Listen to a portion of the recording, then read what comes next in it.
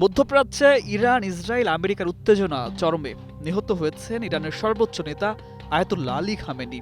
এখন প্রশ্নটা স্বাভাবিকভাবেই আসে, চীনকে ইরানের বন্ধু মনে করা হলেও এই দুঃসময়ে বেইজিং কেন তুলনামূলকভাবে নীরব? ইরানকে সমর্থন জানানো কি চীনের স্বার্থে, নাকি এই মুহূর্তে সংযমী থাকা তাদের কৌশলগত হিসাব? এই প্রশ্নের জবাব বোঝার জন্য প্রথমেই চোখ রাখতে হবে চীনের সঙ্গে ইরানের গভীর সম্পর্কের দিকে। এবার নগদে পাচ্ছেন হেলিকপ্টার অফার, তাই কেনাকাটার পেমেন্ট নগদে করুন আর বুঝে নিন ২,০০০ টাকারও বেশি ক্যাশব্যাক সহ হেলিকপ্টার রাইড। পেমেন্ট শুরু করুন আজই। ইরান চীনের জন্য কেবল রাজনৈতিক বন্ধু নয়, এটি একটি গুরুত্বপূর্ণ কৌশলগত এবং অর্থনৈতিক অংশীদার।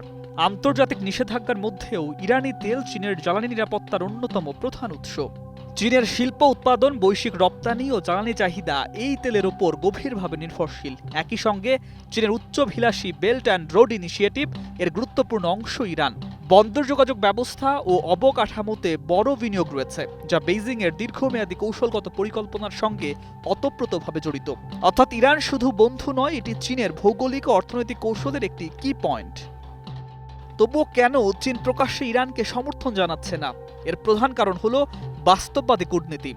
বেজিং বুঝেছে, সরাসরি কোনো আঞ্চলিক সংঘাতে জড়িয়ে পড়লে যুক্তরাষ্ট্র ও তার মিত্রদের সঙ্গে উত্তেজনা বৃদ্ধি পাবে। তাহলে বৈশ্বিক বাণিজ্য, প্রযুক্তি ও অর্থনৈতিক নিরাপত্তার উপর বড় চাপ পড়তে পারে। চীনের অর্থনীতি এখনও পশ্চিমা বাজারের সঙ্গে গভীরভাবে সংযুক্ত, তাই তারা এমন ঝুঁকিপূর্ণ পরিস্থিতি তৈরি করতে চায় না। চীনের অবস্থান আরেক দিক থেকে দেখা যায় কৌশলগত ভারসাম্যের বিষয়েও। তারা চায় ইরানের স্থিতিশীলতা বজায় থাকুক, কিন্তু নিজেকে দায়িত্বশীল বৈশ্বিক শক্তি হিসাবে প্রদর্শন করতে চায়। এই কারণে বেইজিং আলোচনার আহ্বান জানাচ্ছে, যুদ্ধ বন্ধের উপর জোর দিচ্ছে এবং আঞ্চলিক স্থিতিশীলতার প্রতি সম্মান জানাচ্ছে, কিন্তু সরাসরি সামরিক বা রাজনৈতিক পদক্ষেপ নিচ্ছে না। ফলে তারা দুই দিকই খোলা রাখছে। ইরানের বন্ধু হিসাবে সম্পর্ক বজায় থাকবে, আবার যুক্তরাষ্ট্রের সঙ্গে সংঘাত এড়িয়ে চলা যাবে। সর্বশেষ বলা যায়, চীনের এই চুপ থাকা আসলে সংযমী কৌশল। তারা জানে, মধ্যপ্রাচ্যের প্রতিটি সংঘাত শুধু আঞ্চলিক নয়, বৈশ্বিক শক্তির ভারসাম্যকেও নড়িয়ে দেয়।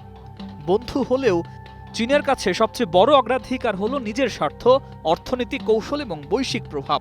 সেই স্বার্থ রক্ষার জন্য বেইজিং এখন অপেক্ষা করছে, পরিস্থিতি কোন দিকে যায় তা দেখছে, আর একই সঙ্গে ইরানের সঙ্গে বন্ধুত্বপূর্ণ সম্পর্ক বজায় রাখার চেষ্টা করছে, যা একটি নিখুঁত কৌশলগত ভারসাম্যের খেলা।